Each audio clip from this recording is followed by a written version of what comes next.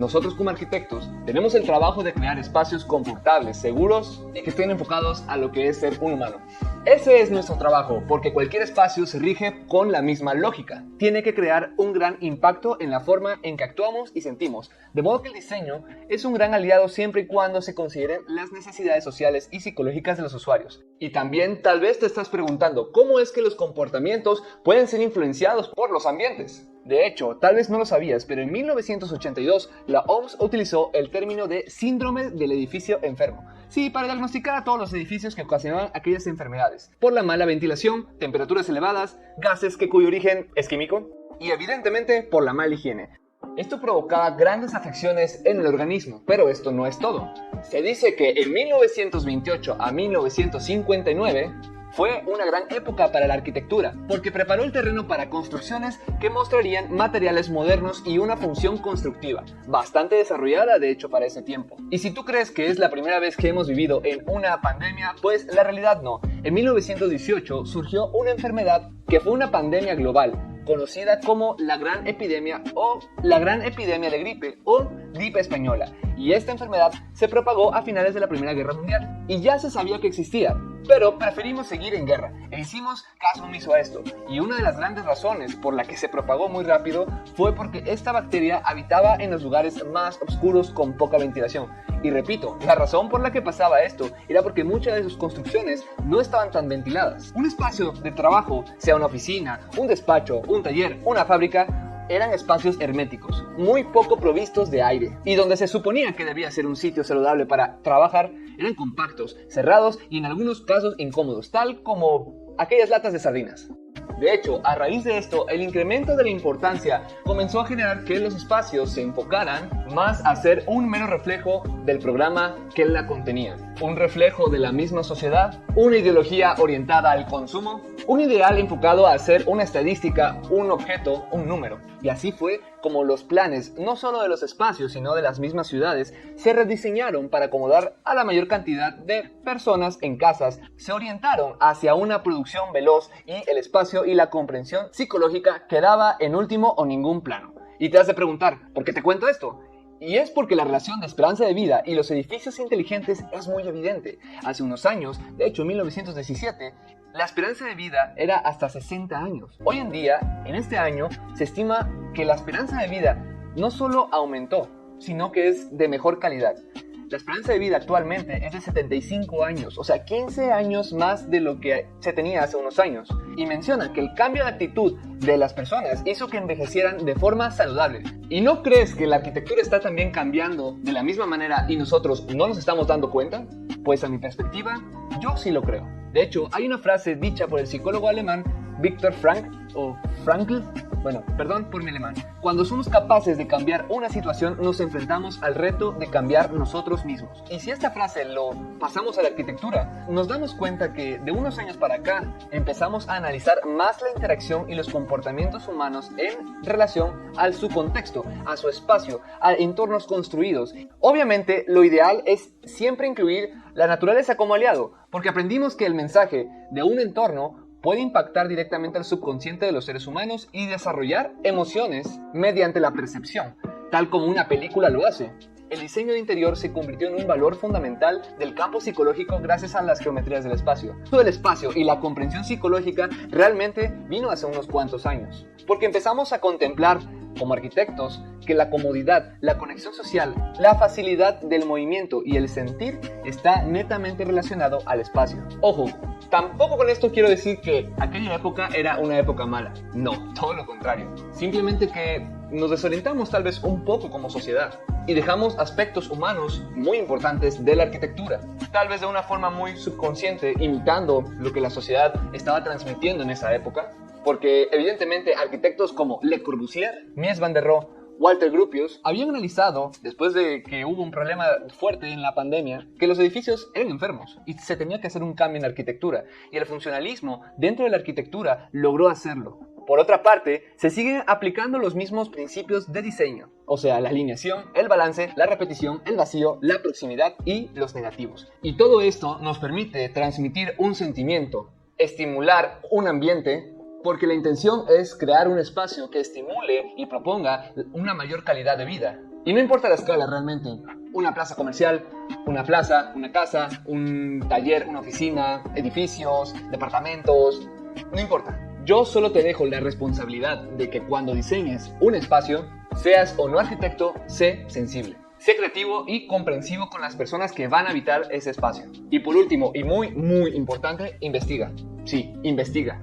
Tal vez lo que tú consideres que es cómodo, puede que para otra persona no lo sea. Siempre ponte en los zapatos de las personas a quienes estás diseñando. Y que no sea una eterna discusión entre arquitecto y cliente, porque eso no va a quedar bien.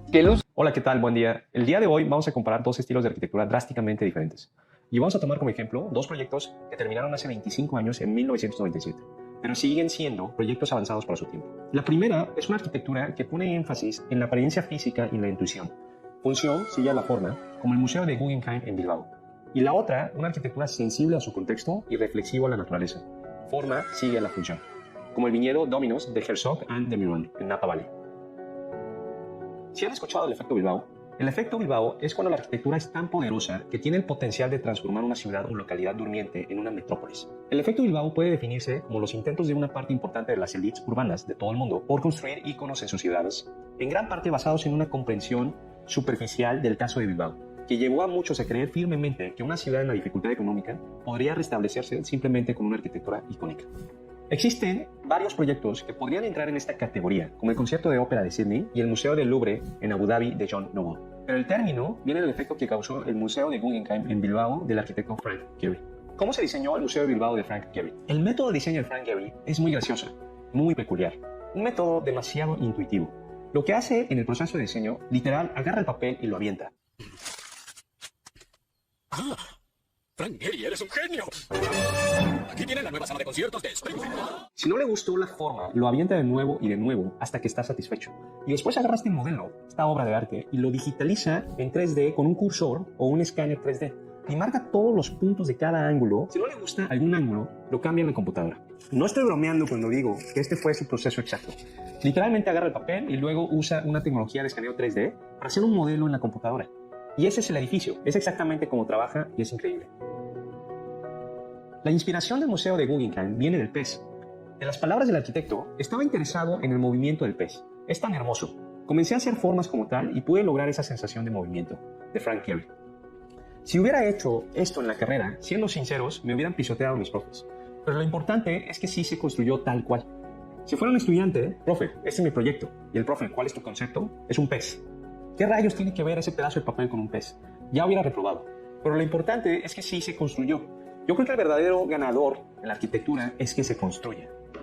Aunque el proceso de diseño sea tan intuitivo, la construcción es lo contrario. Es muy minucioso y metodológico. Hoy en día, BIM se está convirtiendo en el estándar para trabajar en arquitectura e ingeniería. Pero el Museo Guggenheim en Bilbao usó esta tecnología, en ese entonces llamado CATIA, hace 25 años. Fue el primer proyecto del mundo construido con BIM. En su momento, era una revolución tecnológica en arquitectura. Para construir este modelo tan complicado, Frank Gehry va con empresas aeroespaciales en Pittsburgh, especializados en titanio, para pedir ayuda. En la obra, hacen el esqueleto y ensamblan las placas prefabricadas para formar el edificio como lo ven. Así fue como se construyó este nuevo edificio, con curvas de forma libre gracias a la tecnología. Gracias a Frank Gehry, que logró implementar la tecnología ya existente al método de construcción en la arquitectura, empezaron a surgir muchos arquitectos con estilos curveados como es Zaha Hadid. Así como Frank Gehry, el estilo de Zaha Hadid es bastante intuitiva y realmente no hay mucha lógica acerca del por qué la forma debería ser como es. En vez de la lógica, se concentran más en la forma intuitiva. Simplemente les gusta la forma y lo pueden hacer real. Esto viene del estilo deconstructivista, un estilo que surge en los 80s, donde los arquitectos comenzaron a explorar espacios y volúmenes. El estilo se caracterizó por una pérdida de simetría, una arquitectura con esteroides. Las reglas de diseño se rompieron y la forma sigue a la función se descuidó. Básicamente, los arquitectos comenzaron a divertirse y en lugar de preguntarse si el diseño era práctico o no, la pregunta principal era ¿por qué no? Para la arquitectura oriental es más importante que se vea mejor viendo de adentro hacia afuera que de afuera hacia adentro. A cambio, en la arquitectura occidental es lo contrario. Es más importante que se vea mejor desde afuera. Así como los proyectos de Frank Gehry y Zaha Hadid, estos proyectos tienen curvas hermosas. Y estando afuera de estos proyectos, te quedas asombrado de la magnitud de sus ángulos y formas hasta que entras al lugar y toda la magia se desvanece. No hay mucha consideración con el interior del espacio o las personas que lo usan. Los proyectos de Zaha Hadid y Frank Gehry no coinciden con su contexto, en lo absoluto. Sí es cierto, no combinan. Son proyectos que valoran más la forma escultórica, ya que son formas demasiado peculiares. Un ejemplo aquí en México, que la arquitectura es muy diferente a su contexto, sería el Museo Somaya. pero también hay que preguntarnos si el contexto es lo suficientemente bonito como para querer protegerlo. Por supuesto que debemos respetar el contexto, pero no es necesario seguir todas las tradiciones. La diversidad solo puede existir cuando alguien va en contra de la tradición. Para que una localidad se pueda desarrollar, tiene que permitir tal variedad hasta cierto punto. Los intentos audaces conducen al desarrollo y la diversidad del diseño. En lo personal, no soy fan de la arquitectura de Zaha Hadid o Frank Gehry, pero tampoco me opongo. Y en lo personal, creo que deberíamos permitirlo hasta cierto límite, porque estos proyectos a veces cambian la historia de una ciudad. Como podrás ver en la foto del antes y después de la construcción del Museo Guggenheim en Bilbao, el Museo Guggenheim se construyó sobre industrias navales que eran imposibles de revitalizar para el siglo XXI. En una entrevista con El Guardián, dice lo siguiente sobre su primera reunión con los funcionarios de la ciudad. Dijeron: señor Gehry, necesitamos la ópera de Sydney aquí en nuestra ciudad. La ciudad se está muriendo. El museo cambió por completo el paisaje de Bilbao al atraer a millones de turistas de todo el mundo. Con cálculos en el 2017 que sugieren que el museo genera alrededor de 400 millones de euros al año para la economía local. El efecto Bilbao es un excelente ejemplo de cómo la arquitectura y el diseño pueden afectar positivamente la economía y la cultura de una ciudad o localidad. Aunque no todos los proyectos tendrán un impacto como este, está claro que la arquitectura puede marcar la diferencia en la revitalización de áreas urbanas con íconos como este. Otro proyecto que quisiera platicar, que es totalmente lo contrario a Zaha Hadid y Frank Gehry, es terminado en 1997, el mismo año que se terminó el Museo Guggenheim de Bilbao, está el Dominos Estate de Jacques Herzog y Pierre de Meuron. El proyecto Dominos se basó desde el principio en la idea que la construcción tuviera un impacto mínimo en la tierra y a su alrededor. Este proyecto, si lo ves de fuera, se ve como una bodega común y corriente. La forma es muy sencilla, pero si lo ves detalladamente, te vas a sorprender. Si ves la fachada, tiene esta forma y acercándonos, los ingenieros civiles los conocerán, son mallas de alambres rellenos de piedras. Esto se le conoce como gaviones. Cuando pones piedras en una malla de alambre, los puedes poner una encima de la otra. Y me imagino que lo has visto en las carreteras para proteger de derrumbes de tierras. Pero el arquitecto lo usa de una forma muy peculiar. Esto lo hace con piedras de la región excavadas del cañón americano a unos kilómetros del sitio. Pero lo importante no es que usa piedras locales, sino vamos a ver el patrón de las piedras. ¿Qué sucede cuando pones piedras en una jaula de alambre? Habrá menos carga en la parte superior, pero conforme bajas, esta tendrá que soportar más y más peso. Y es por eso que mete piedras más pequeñas para que esté más denso de la parte inferior. En las áreas donde están las piedras pequeñas, el arquitecto pone los espacios donde necesitan más aislamiento térmico, por los cambios de temperatura drásticos en la que se encuentra el proyecto. Lo que sucede es que como es más denso el área inferior, las piedras absorben más la calefacción de los rayos del sol y los sacan lentamente durante la noche, que es empujado por la ventilación natural hacia la parte superior del edificio. Y esto crea todo el aislamiento térmico y la regulación térmica para todo el edificio, lo cual es increíble.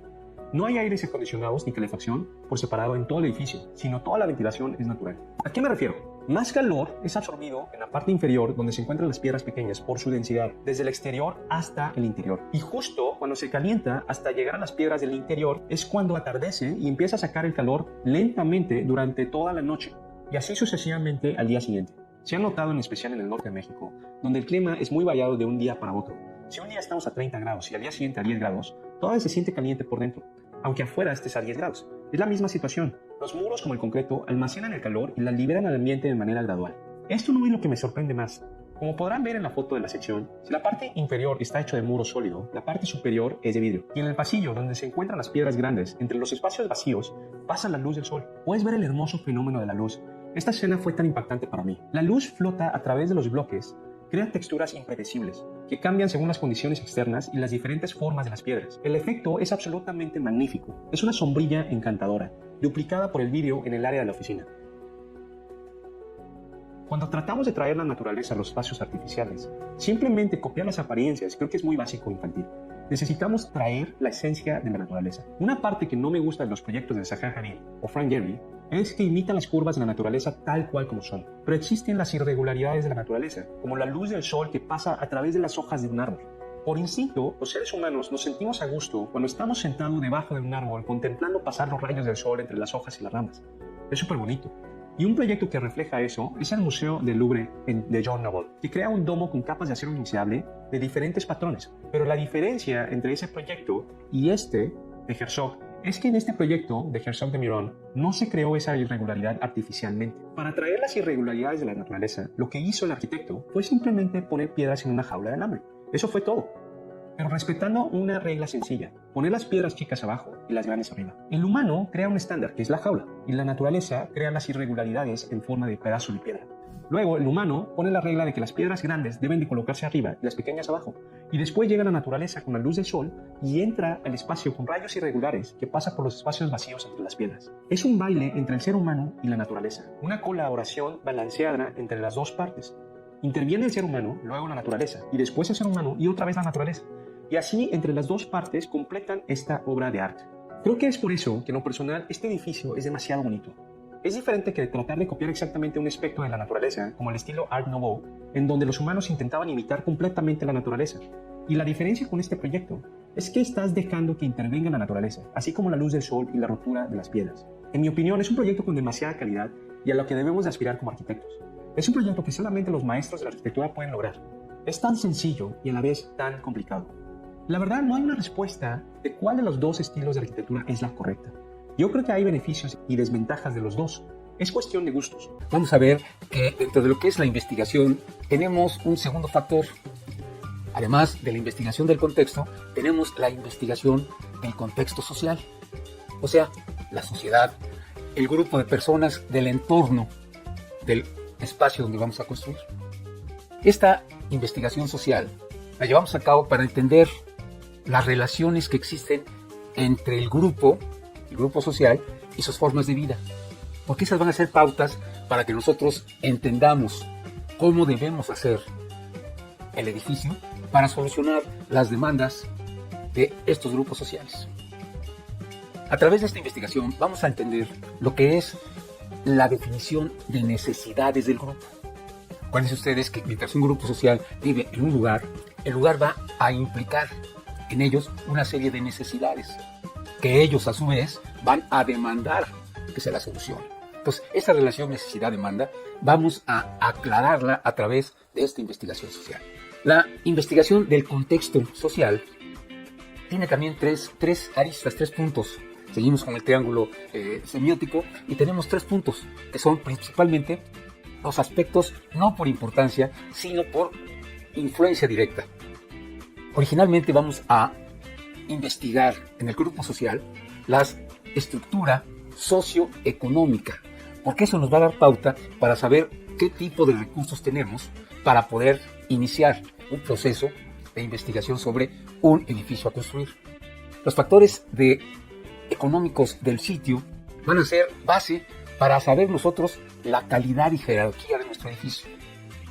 Entonces, por eso empezamos analizando en la investigación la estructura socioeconómica, los factores dineros. En segunda parte vamos a analizar la estructura sociológica, o sea, la gente, cuántos son, cómo están organizados, de qué se trata, en qué piensan, etc. Para saber las cantidades a las cuales debemos satisfacer los espacios que están demandando. O sea, vamos a analizar la cobertura que requiere nuestro edificio o nuestros edificios en el caso que se requieran más. Y por último está el aspecto sociocultural, o sea, la estructura sociocultural del grupo. Esto implica otro tipo de calidad, ya no una calidad económica, sino una calidad cultural, ¿sí? O sea, qué exigencias nos va a poner el tipo de gente según sus niveles socioeducativos, sus niveles socioculturales, sus costumbres, etc. Entonces, estos 3 factores tenemos que analizarlos para definir claramente qué es lo que quieren, cómo lo quieren y de qué tamaño lo quieren. Y originalmente, dentro del contexto social, vamos a analizar el medio ambiente humano inicial. ¿Sí? ¿Qué pasa en este lugar? ¿Sí? Socioeconómicamente hablando, o económicamente hablando, tenemos una estructura que plantea una serie de recursos humanos, una fuerza de trabajo y unas relaciones de producción. ¿Qué significa eso? Que la gente trabaja. ¿Quiénes trabajan?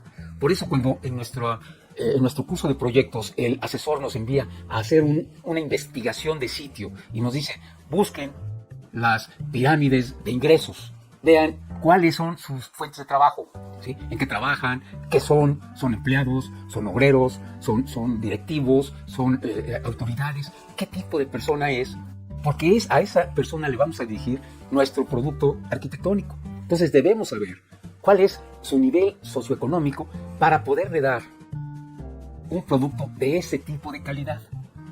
Entonces, por eso necesitamos saber en qué trabajan, cuánto ganan, cómo son sus relaciones de producción, etc. En segundo lugar, tenemos que analizar la estructura sociológica. ¿Por qué? Porque ahí vamos a ver la demografía, cuántos son, ¿sí? Cuántos habitantes tenemos en esta región y cuántos habitantes, ¿sí?, le corresponden al entorno que nosotros estamos analizando. Este entorno nos va a permitir también conocer la densidad demográfica, o sea, cuántas personas por metro cuadrado existen en esa zona. Y eso nos va a decir la saturación de su estructura.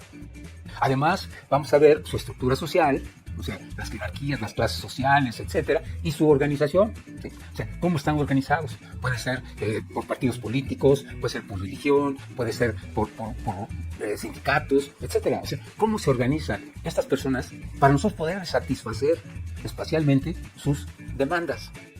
Y por último, el aspecto sociocultural, pues nos va también a ayudar.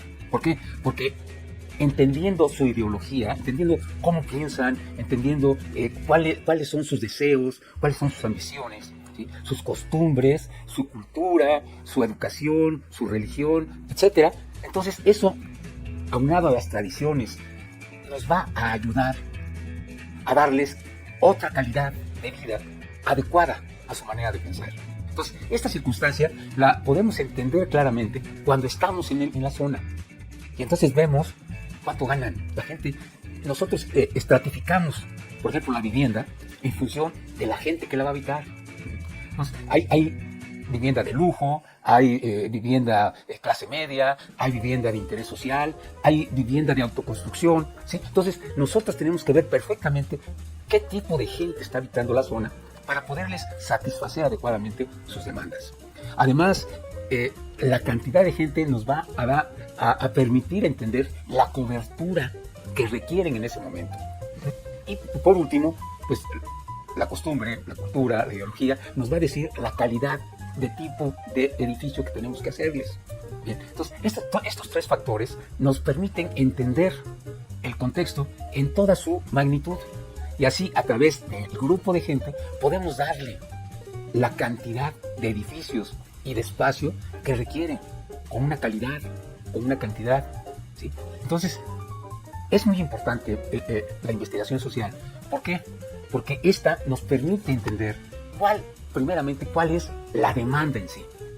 Si nosotros llegamos a un lugar y vemos a niños jugando en la calle, a jóvenes que están vagando, personas que están desocupadas, vemos el entorno pues descuidado, basuras, pintas, etcétera. Inmediatamente a través de eso entendemos cuáles son las demandas de la sociedad. Entendemos, por ejemplo, que si los niños juegan en la calle es porque no tienen dónde jugar. Que si los muchachos están vagando por la calle y los vemos ahí en algunas ocasiones drogándose o emborrachándose, significa que no tienen dónde ir. Entonces, eso nos podría permitir entender que el conglomerado me está pidiendo, oye, ¿sabes qué? Dame espacios para que mis niños puedan jugar sin el peligro de la calle.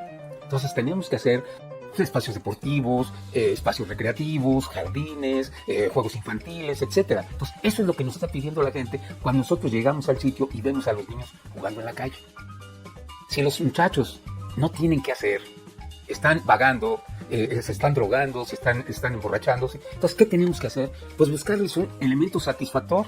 Por ejemplo, podríamos hacer centros sociales, centros de convivencia, ¿sí?, lugares donde se puedan capacitar, abrirles fuentes de trabajo, etc. Entonces, esa es la base de nuestra investigación social. Los números que nos van a dar la investigación sociológica nos va a decir cuántas personas están en esta situación. Y esto lo vamos, en el próximo video, a interpretar a través de una serie de normas para que nos permitan, ¿sí?, poder entender la cobertura que se requiere de determinado tipo de edificios, ¿sí?, para satisfacer la demanda de estos grupos sociales.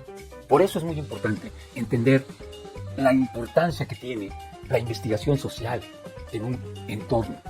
Muchas veces pensamos, tenemos que ir a ver, tenemos que buscar pirámide de edades, tenemos que buscar número de pobladores, tenemos que ver cuál es el coeficiente de crecimiento, de dónde vienen, en qué piensan, si tienen iglesias, si tienen... O sea, todo ese tipo de cosas es muy importante, porque eso nos va a dar a nosotros, arquitectos, ¿sí?, las bases para saber qué se requiere. Y tomen en cuenta este factor. Generalmente, cuando pensamos en ser arquitectos, pensamos en tener nuestro despacho y que la gente vaya y nos pida, ¿sí? Oye, arquitecto, quiero que me hagas un proyecto. Pero actualmente ya no es así. Actualmente ya ni las constructoras reciben así demanda de personas, sino que tienen que promoverlas, tienen que llevarlas a cabo para saber qué se requiere en los lugares. Esta investigación social nos va a permitir a nosotros entender qué se requiere en una zona y poder, a través de la normatividad, poder proponer nosotros ante ciertas autoridades, fundaciones, iglesias, poder proponer edificios que satisfagan esas demandas y así autoemplearnos. O sea, nosotros mismos promover nuestro trabajo y promover nuestros proyectos. Por eso es importante la investigación, tanto la investigación del contexto, la investigación social, como la investigación urbana, que es la que vamos a ver en el siguiente video.